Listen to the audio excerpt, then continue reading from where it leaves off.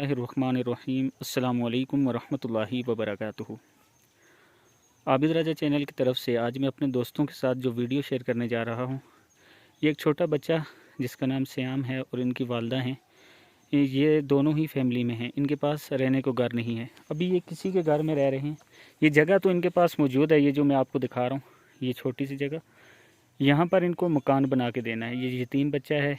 इसके वालिद कैंसर की वजह से फ़ौत हो गए थे जवानी में ही, और ये अभी किसी के घर रह रहे हैं। और वो सामने घर है जिसमें ये किसी के पास रह रहे हैं। तो मैं अपने तमाम चाहने वालों से गुजारिश करूँगा कि आप लोग इनकी मदद करें ताकि जल्द से जल्द, आगे बर्फ़बारी भी शुरू होने वाली है, इस इलाके में ठंड भी होने वाली है, अभी काफ़ी ज़्यादा ठंड है, तो ताकि ये अपने घर में रह सकें। अल्लाह ताला आपको इसका अजर देगा और ये लोग भी आपको दुआएं देंगे इंशाल्लाह। इससे पहले जितने मैंने घर बनवाए, मैंने वीडियो आप दोस्तों के साथ शेयर की है, इसकी वीडियो भी मैं आपके साथ शेयर कर सकता हूँ। जो जो मकान बनता जाएगा इंशाल्लाह वीडियो आप तक पहुँचती जाएगी।